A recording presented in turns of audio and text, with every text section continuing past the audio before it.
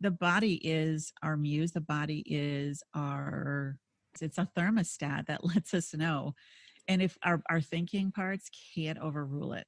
And so the body will step up. And then we've got emotional things to deal with on top of physical things.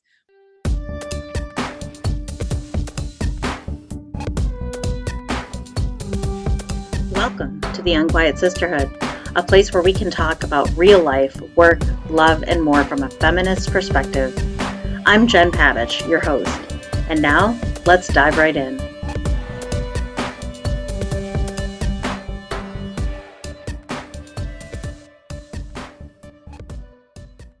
Hey there, welcome to episode 7. My guest this week is Rebecca Bass Ching, a licensed marriage and family therapist and the founder of Potentia Therapy in San Diego.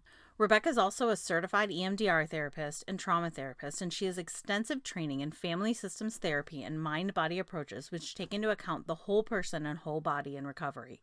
In addition to this, Rebecca is a certified Daring Way facilitator, and for those of you who don't know, the Daring Way is based on the research of Dr. Brené Brown. All right, let's get started.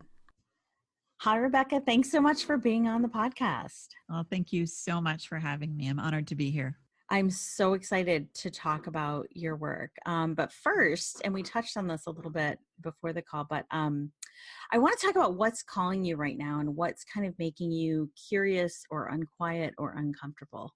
And I laugh when I get that question because at least, we're both in the personal development field. So we go deep. Yeah. in my mom world, if I start talking about shame resilience or racism or mental health, they're like, oh my gosh, I got to go, but great to see you. There's no quicker way to shut down a conversation, right? And so when I get these questions, my whole system is overjoyed. So, so thank you for asking that and help me clarify really what are some of the things that are bubbling to the top. And they're a couple fold. First and foremost is just the whole issue of racism and white privilege. And so I have been just spending this year going deep, being a student of people of color, mostly women, and really doing a lot of listening and learning and reading and supporting through resources and just really taking that in. And as I'm stealing from a term from Glennon Doyle of the process of getting racially sober. Yes. I'm in that process, and it's humbling. And there's also something that feels very congruous, though, to my core values. But how I go about it shifts, and how I go about helping this and making change is very different than I would do other things. So for me, I'm in much more of a following position, but also really encouraging and inviting conversations, particularly with other white communities, particularly white female communities. And I think connected to that is the issue around mental health and mental health stigma. I think racism is trauma, and we have to have a lot of resilience. We have to have a lot of bandwidth if we're going to be able to sit and receive and hear hard things and get a lot of pushback and not be reactive and defensive, which is also then kind of led me on a journey, not necessarily directly related, but a journey of really digging into mindset and mental health and seeing how I think in the personal development field on a meta level has really bifurcated those two to a fault. And so I see a lot of the leaders that I work with really trying to focus on cognitive things and very present only, and not seeing that to have really robust mindset that helps you push through growth edges and up leveling and imposter issues, that you need also to have a mental health that can support that, and vice versa. Yeah, that makes total sense, because you can't really go deep into anything if you're just staying on the surface. And I feel like that cognitive level is often just the surface of things.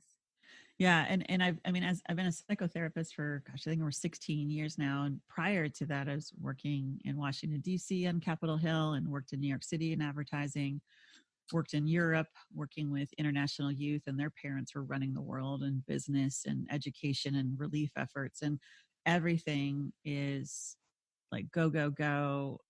think, and feeling is dangerous, and it still is. And I think, and again, looking at the statistics of mental health, knowing, 20% of adults are wrestling with clinical depression and clinical anxiety, PTSD, trauma, marriage struggles, relationship struggles, betrayal trauma from affairs or related issues, like all of those things take us to the brink, and we don't just fix it. We're, the eternal sunshine of the spotless mind is just a movie. It's something we desire. And so we think we can power through and think through. So many of like the elite athletes and even the incredible entrepreneurs and business leaders I know and have worked with, they can push through so much, but they hit these walls of incredible burnout or fail and have big failures in their own personal relationships and personal life. And then that feels shame and secrecy. So it's this interesting piece if we were more honest about the fears and being able to tolerate vulnerability, which, you and I know that as members of the Daring Way community, which is Brené Brown's training group.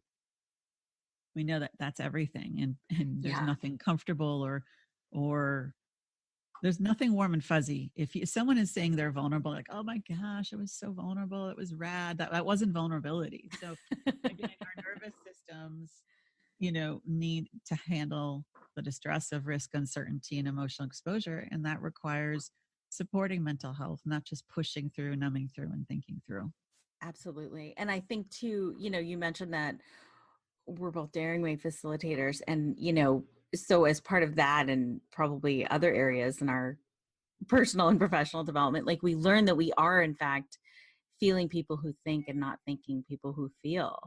Exactly. And that's a big buzzkill for a lot of people. And I think it's, and not just a buzzkill, I think it's a challenge. Is you and I, we work with people who are really sharp and they've experienced a lot of success because they are able to think things through and push back emotion. Right. Right. And it's just not sustainable. I think we can pull off a lot when we're younger. I think so too. So I think it's important for leaders to really start to bring some of these conversations to their circles of influence to decrease the stigma of struggle, to decrease the stigma around asking for help and having mental health struggles, and really stop the kind of cycle of go hard, burnout. Yes. And I think there's seasons for that. I mean, as a parent even of a daughter on the autism spectrum, I mean, there's seasons where that's all you got. But to have that be the homeostasis forever and to think that's the way it is and just going to be. It's totally unsustainable. It's unsustainable. And I think it's a myth. And there was an article that I read last week. I'll send you the link so you can post it in your show notes by and it was a conversation with the co-founder of Reddit. And basically, I don't like this term, but he talked about hustle porn and for me, it's the idol of hustle. And again, saying those things that and they're seeing even with the 20 somethings and the 30 somethings, and we're missing out. I think there's an awakening. Yeah, I think so too. People recognizing that. And I just hustle to me. And that's again, our training where hustle is, shame is present. And that's not hard work.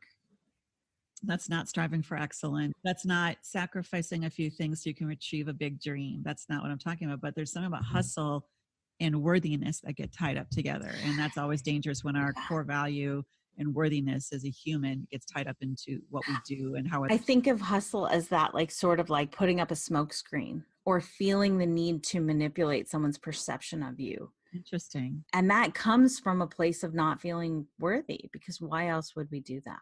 Right. Yeah. I think for me, hustle for me, a good chunk of my life was numbing.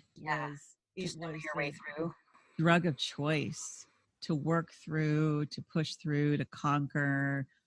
And it was very externally focused. And that was hard to detox from, but it was essential if I was going to, have my health and healthy relationships in my life and run a business that was not something that was going to crash and burn too. Because you can build things with hustle, but you can't maintain things with hustle. Right. Relationships, businesses, organizations. hustle doesn't. And I know people use that word in different meanings, but I for me, it's dangerous. It's a dangerous word, and it's shame, kind of like a wolf in sheep's clothing. So Yeah. Yeah. I want to go back to something you said a minute ago. So when we were talking about, kind of the thinking versus feeling, because I feel like just listening to you say that some of that idea that we value thinking over feeling is tied up in patriarchal culture. And partly because I think we view, on some level, men are logical and women are emotional as sort of a stereotype, right? Well, and I mean, if we think about this as humans, I mean, our brains are different. There's a spectrum of differences. I'm not a big fan of like, this is how guys think, this is how women think. And obviously it's very binary thinking in itself, but we are equipped differently to multitask.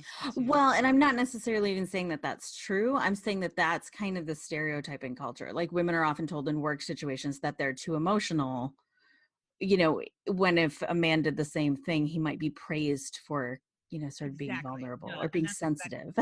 Exactly. That's what I was going towards too. I'm with you on that. And that has been something I absorbed so much. And I see so many people absorb too. And I see men really rumbling with this desire for connection, the desire for vulnerability, but the fear of losing respect, the fear of losing credibility.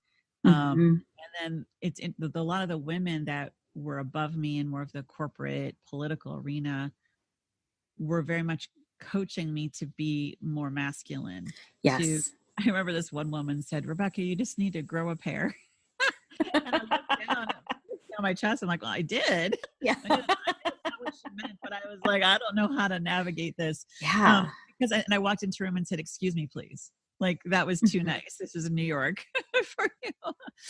And it's a double-edged sword a little bit too, right? Because I mean, I face the same thing in the military. Like, there's this certain pressure to, you have to be like one of the boys and be just as aggressive and be whatever.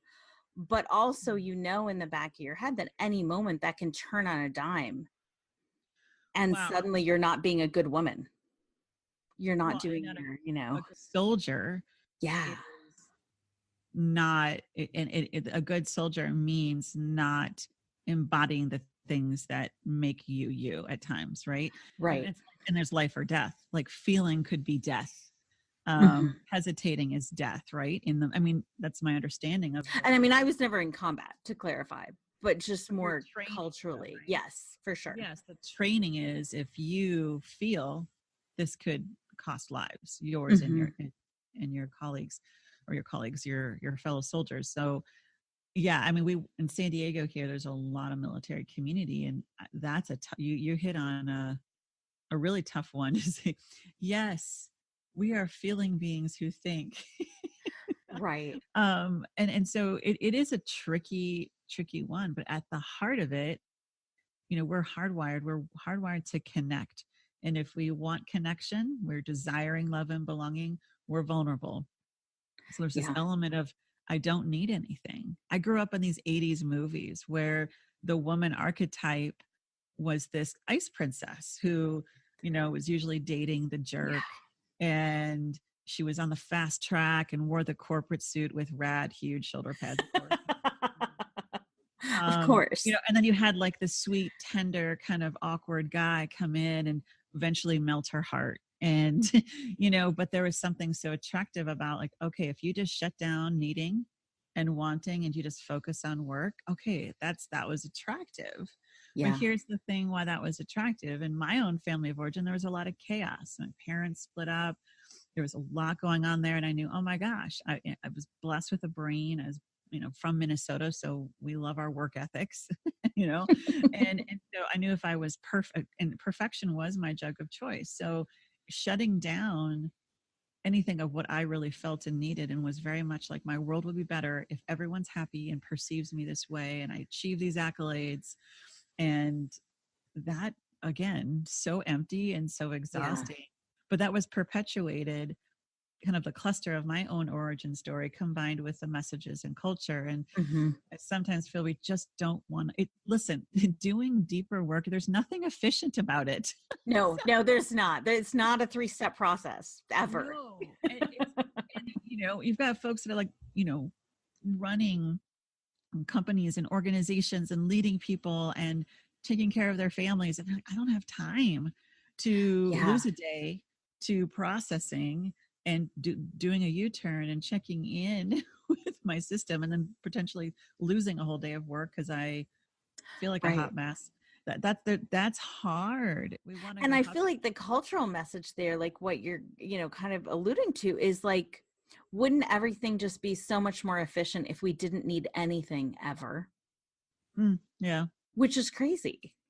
Right. And then we chase after the dreams, right? And there's nothing wrong with having big dreams of accolades or income or whatever that thing may be. Yeah. If it's connected to, I will be worthy when, I will be safe that when, then you will crash. I see it every time. I'm like, okay, give them 1 year, 5 years, 10 years, depending on the age and what's going on, if nothing changes. And so, and, we had talked a little bit too, you had approached me about this called Even to Talk About Trauma.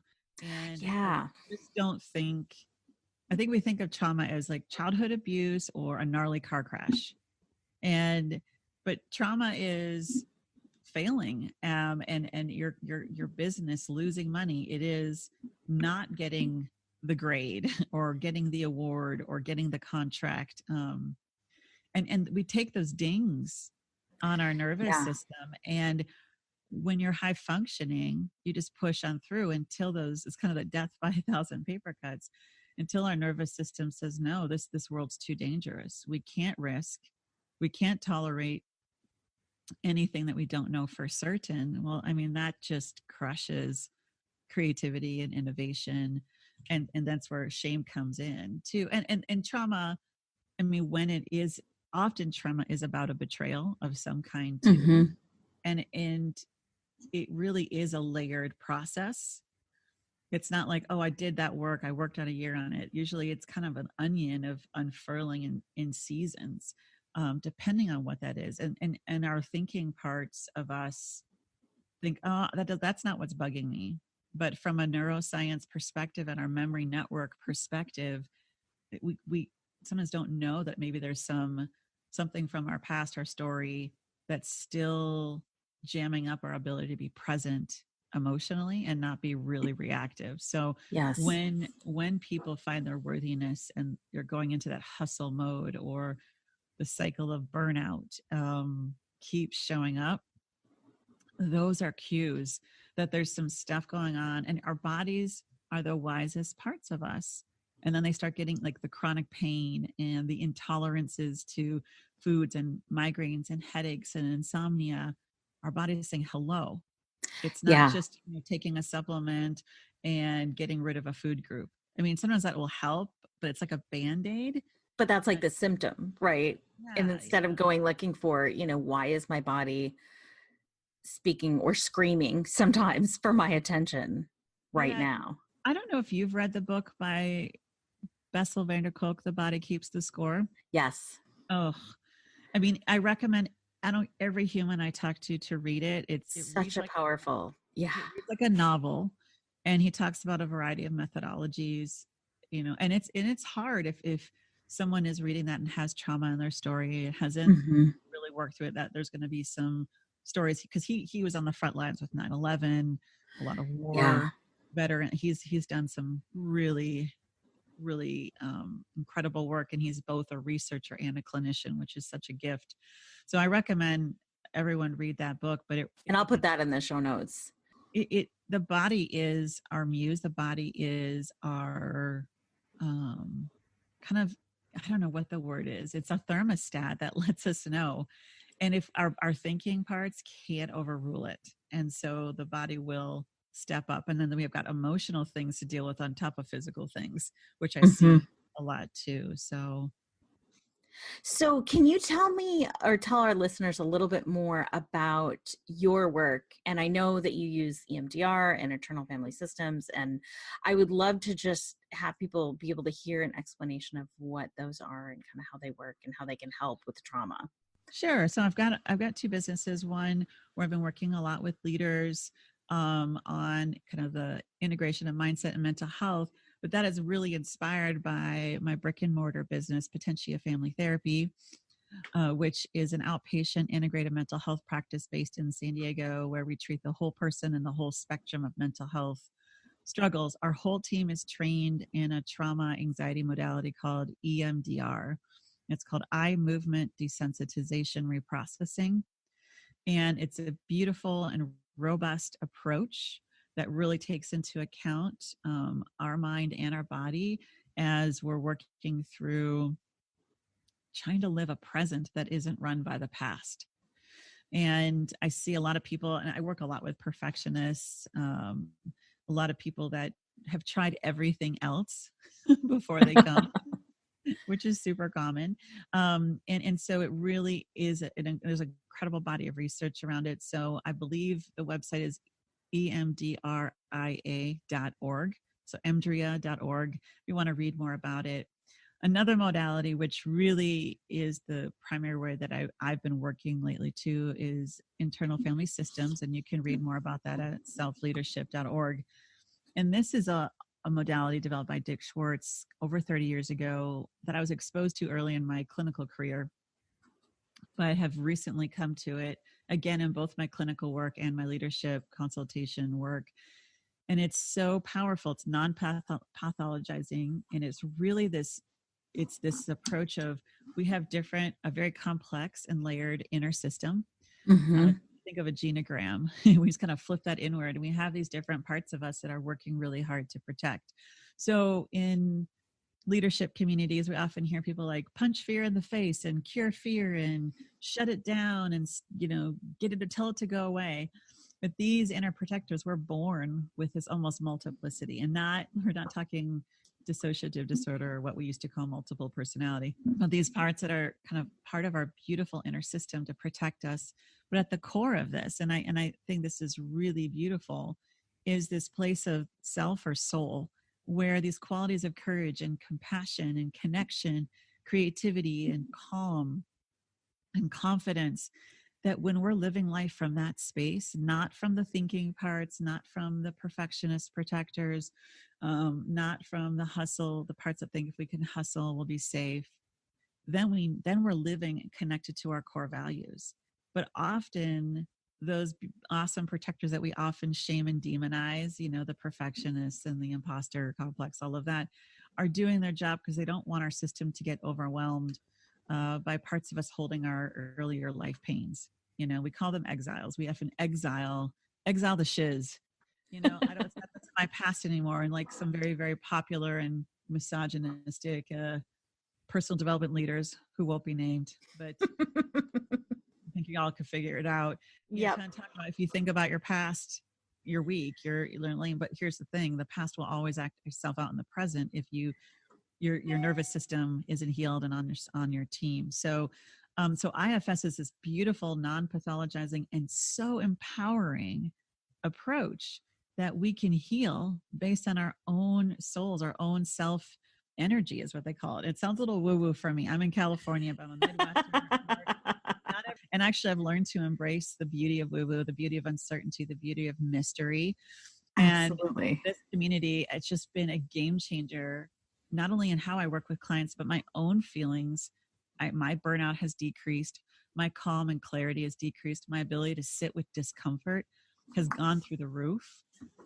It's improved my relationships and how I parent, my marriage, and my spiritual life. It has, so between Brené's work of really working on a shame resilience practice and a rising practice, and then the IFS piece really has been the roots. And so leaders have really loved this work because it's this constant, it's a practice versus a 3-step program. It's a lifelong practice, very much like Brené's method. And when anything's a practice, it kind of feeds itself, right? Like you look at things in a different way, and that causes you to get Yeah. curious about different things. And then you get to like cycle back around and, bring that new perspective to the things that you're curious about. And, it becomes just kind of this organic living, growing thing.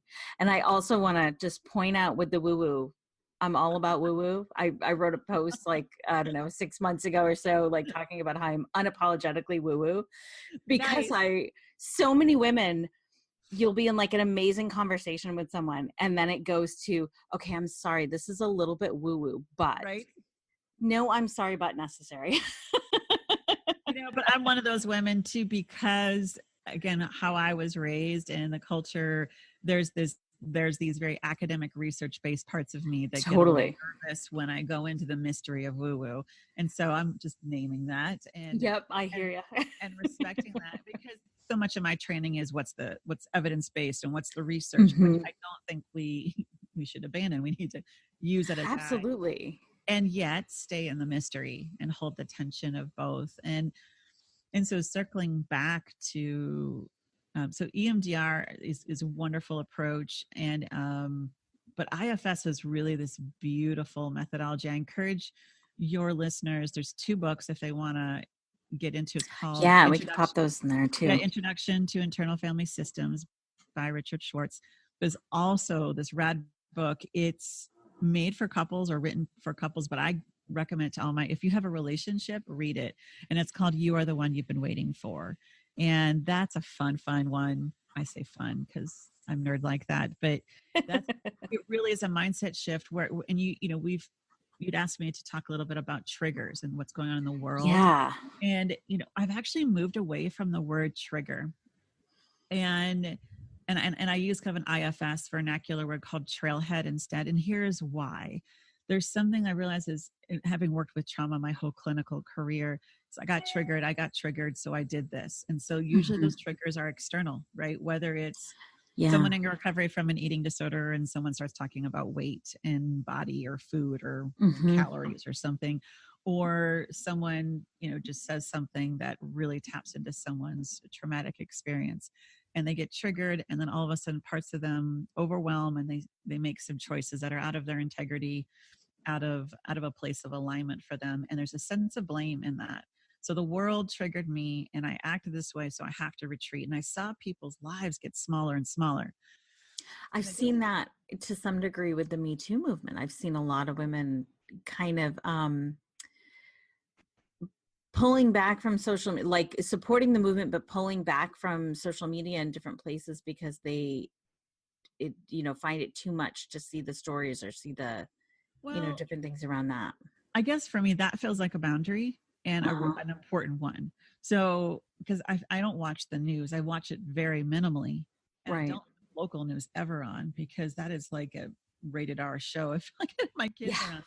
So I feel like there's some people that are hardwired in their personalities and their temperaments where they care deeply, they feel emotions deeply, they pick up on what other people are feeling, and they can get overwhelmed easily. So it's how to navigate. I want to stay connected, but also I can't then take on everyone's stuff. And so I think there's a really good boundary that someone's saying, you know what, I am all about supporting Me Too. I am all about supporting these issues.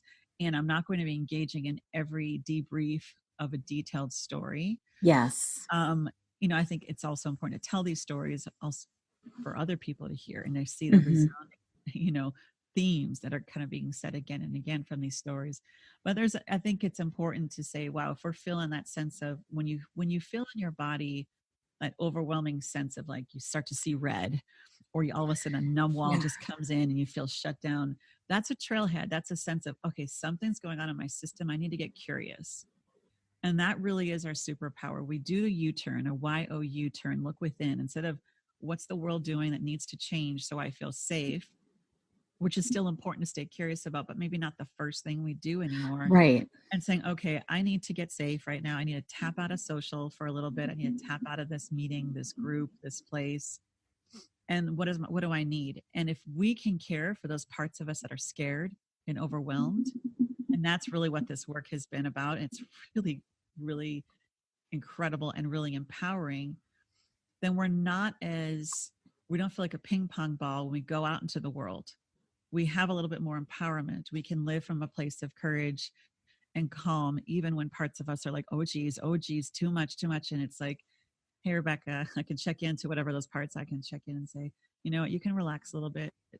Can give me a little space right now. I've got it. We'll check in later. And just check in like you would with someone you care about. And so that really has been that process, and that process of curiosity of, oh, wow, where did I feel that in my body? How do I feel towards that? And that usually tells me kind of more about what's going on. It's like, oh my gosh, I'm so annoyed. I get so triggered all the time. I'm so annoyed that I can't just not care, and I got to just let it go. So there's a lot of, then I see the inner judgment. So we work with the inner judgment and get that to relax so that we can have a place of compassion for the part that says, I'm just scared. If I read another story, if I have someone ask me a more pointed question about my trauma experience one more time, I might just, implode. Well, so, and everything that you're describing too, like just that process of checking in with your body, checking in with the different parts of yourself, like all of that takes the nervous system to a different place. It does. For one, it helps our nervous system build resilience. When curiosity is a superpower, but we also don't know what we're going to get when we're curious. And so that fuels the tolerance of vulnerability. And if we can handle more vulnerability, then that also tells our nervous system, okay, we don't have to shut down. We don't have to flood. Yeah. We don't have to choose things that numb to protect. And that takes time. I work with someone to help me, and it's been really fun to introduce this mindset approach to leaders who are so used to analyzing their way through it and really helping their thinking intellectual parts relax because they're tired. And so it's been really powerful. It takes a lot of energy to keep emotions, kind of shoved down and bottled up and all of that. It can be exhausting. We've made emotions the enemy. And I think there's a lot of schools of thought that they are. And to me, they're data. Yeah. Obviously, if I'm leading from high charged emotion all the time, that's not a place aligned with my values and integrity. But it's a part of me that needs some attention. So instead of, again, we can't, like I'm right-handed. I was like, I'm just going to cut off my left arm because I don't really need it. It's not efficient. I don't need my imposter complex. I don't need my perfectionist protector. I don't need my inner critic anymore. I just want to cut it off. It's not that way, but usually we take on these burdens as we listen. If someone says to you, I've never been through trauma, I call BS respectfully. And I say, have you been through middle school? And they say, well, yeah. Well, you've experienced trauma. Have you been through puberty? Well, yeah. And you've experienced, so there's different kinds of trauma and how we navigate that. So, and so it is in a culture right now where I guess for me, the mandate to myself and to anyone that I work with is our mandate really is to create cultures of respect and dignity and to really not give room and cultivate dehumanization. And that takes work. And that sometimes means relationships adjust. Businesses might be afraid to do that for fear of profit loss. But to say, no, we're not going to be, there's no such thing as neutral right now. To take a stand for dignity and against dehumanization and for curiosity. And because we in this culture where it's so like all or nothing, like you're with me, you're against me. So showing curiosity or showing compassion or showing empathy is seen not only as weak, but as condoning. And at the same time, it's the only way that we're ever going to overcome polarization. It is the only way. And those dealing with our own inner polarizations is where it's at. Because general systems theory, family systems theory says we kind of that homeostasis that happens in our outer world, but also is happening in our inner world. And it's just becomes a party of protectors then. And again, there seems to be this entitlement to offload pain any way we want, even when people especially as anger. Well, and there's a lot of righteous anger. And I just think even if you're right, we can't do harm. We can't do harm to ourselves and others, even when we're on the right side of an issue. It's still not solving the problem. to me. Yeah. And so that's hard because, a lot of people have felt so much injustice. And so, but I guess the caveat here is when it comes to issues around race, I zip my mouth. And I hold space for that pain. I hold space. I don't want to intellectualize it. I hold space. I listen. I check myself. I have to check myself. But and then, I feel like the flip side of that is when the conversation is about race with another white person of privilege, like I feel obligated to step up and say something. In that arena, yes. If I am holding space for a person of color and there's a lot of pain, that's where you shift out of that. When I'm with a fellow white sister, then I will gently and respectfully have those conversations, depending on, if it's in my clinical practice, it takes a little different look than it is someone in my Sunday school or on something like that. But it is our mandate to have those conversations and to say, yeah, this is kind of what I'm starting to see differently. What I feel is really because in that situation, like, I think there's a big impulse to kind of go on the attack there and start a debate, but that usually doesn't go anywhere. I mean, like, you might walk away feeling like you scored a really great point and called someone out, but typically that's not changing hearts and minds. It's like, it's a sort of different calling in, showing compassion, still holding space for that person while trying to sort of, shift their perspective, that I feel like is more powerful. And again, for me, I think it just depends on who I'm talking with. Yeah, absolutely. I need to speak a lot less. Definitely. I was referring more to the conversations with. Yes, just wanted to make clear. And it is tricky, right? Do I want to be right or do I want to work on the relationship? Yeah. And that's why it's just, for me, it is leaning in and listening and being around people that spending 4 years in DC was a beautiful skill of being able to be around those differences. But my husband also doesn't present white, and he's also been in holding a lot too. So I get that for sure. But yeah, here's what I'm going to say, Jen, on that. With people who are white or present white like me, I am more okay with, how do I say this?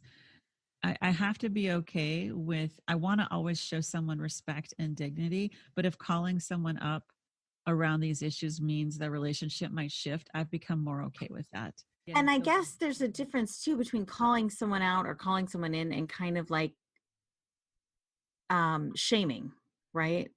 Like, I think there's a way to have a conversation where you're setting boundaries, but you're also trying to get someone curious. Here's the thing though, what I've learned, and Brené's research and her methodologies have really helped me in this too, is that my intention to not shame does not mean that someone's not going to feel it. So yeah, totally. It's a nuanced conversation. And so I'm okay with this being like, there might be several conversations, or because it's really forced me to be really clear on my core values and my integrity and how I can still love people that are not showing love. And then there's a point where it's like, okay, this has crossed the line. But when it comes to talking about issues around racism or mental health, I can be firm and clear and say I'm enough.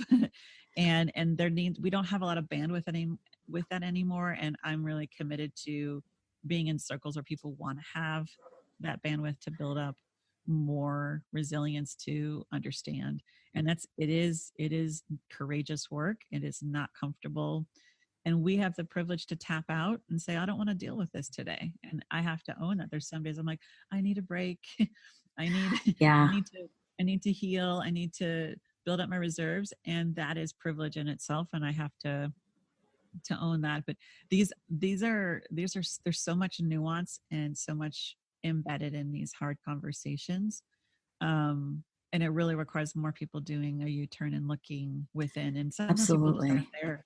Sometimes people just aren't there. And I can also see when trauma is just running someone's life. And sometimes people just have to go on their own journey and have their own face down moment. And I think there's beauty in someone helping someone rise too when they're in that space too. But it's hard.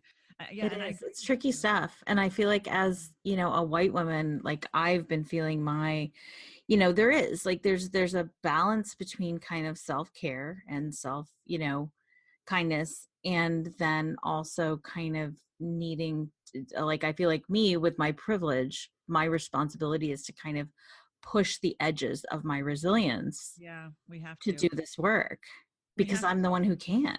We have to tolerate more discomfort, and that is easier said than done. Absolutely. Just to say that. The nice little Instagram is, you know, embrace your discomfort, hashtag, whatever. But I think that's hard because, again, at the core for me, I know that I don't want to risk the communities that I have. I want belonging is important to all of us. And these are risky conversations, but there's so much on the line right now. And again, from a trauma perspective, a mental health perspective, people are dying, people are living zombie lives, relationships are shattered. We've got to do things differently. And I really believe in the leaders like you, Jen, that are on the front lines having these conversations, rumbling with people in your communities, saying, got to do something different. We've got to do something different. It's going to be messy and it's going to be uncertain. And often to do this kind of work invites us doing our own trauma work. Absolutely. I don't think that you can do this kind of work without the U-turn that you've been talking about. Like, and can I just say that I love that, like YOU turn.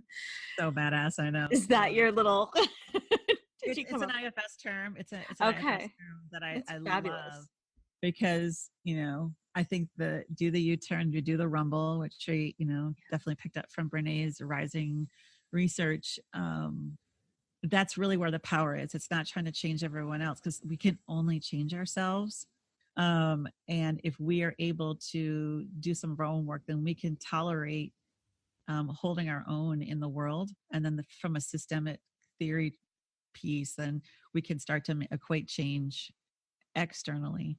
But I mean, we can tell when people are leading from a place of calm and courage and compassion and clarity versus judgment and fear and hate. I mean, we see it crystal clear. The challenges are we seeing it in ourselves, and that's not fun for me, especially when I don't think it's fun for anybody.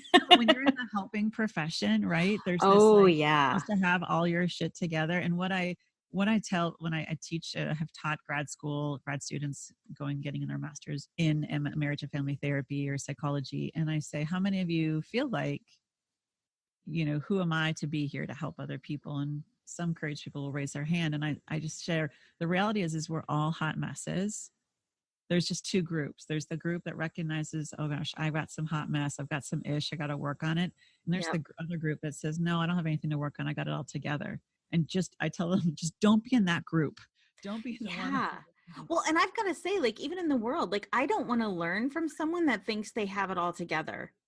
Yeah. Because you know what? I feel like there's not, you know, if you're walking around saying I have it all together, that's, you know, I've never seen that be true in real life. I agree with you wholeheartedly. I agree. And yet there's sometimes parts of me that are drawn to someone that seems to have something that I don't have.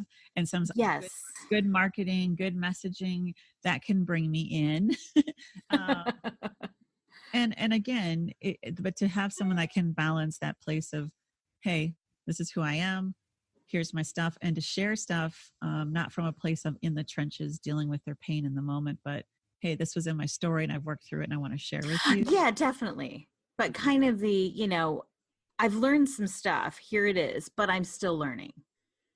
Yeah. And again, the mindset of my personal development, my healing, my growth is a lifelong thing, Absolutely. Learning until I breathe my last breath. These are practices and I'm going to iterate versus when am I going to just stop feeling this way? When is it going to stop getting hard? Have you figured that out yet? When is it going to stop getting hard? I think going to grad school and then studying all this stuff, I was like, oh crap, this isn't something you just fix. This is going to be a rumble the rest of my life. And now I'm at a place where, for the most part, I really love the journey, except when obviously I'm in the throes of something really hard. Yeah. But on the other side, I feel also so alive. I feel the most alive, even in those excruciating times, because there's such purpose and clarity in those hard times, or at least on the other side of them. So, and I think that's our responsibility as leaders too, to start talking about that falls and failures and struggles are not a sign of character weakness or character flaws or weakness, but a sign that you are courageous and you're daring to try new things and daring to do things differently. And we need more of that in our world. Absolutely. Well, thank you so, so much for being on today. This has been such a great, juicy conversation. And I have like one final question that I sort of usually ask people when I remember, which isn't always. But so what do you think might surprise people listening to this podcast about the work that you do? Oh, what would surprise people? I don't know if this is a surprise, but I struggle just as much as they do.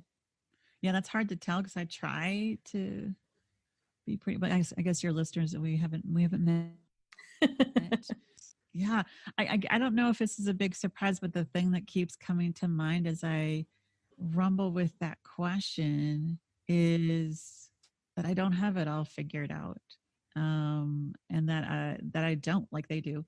And I do all this imperfectly, all of it imperfectly too. So I don't know. I'll have to. Yeah, I'll probably come up with something really great later when we're done with this. Isn't that how it always goes? Yeah. So, well, thank you so, so much for being on. And I will put all of the awesome books and resources and links to your website in the show notes. And you have a podcast coming out in a couple of months, and we will keep an eye out for that too. Awesome. Thank you, Jen. Thank you for showing up and doing what you do. I really appreciate you. Thanks so much.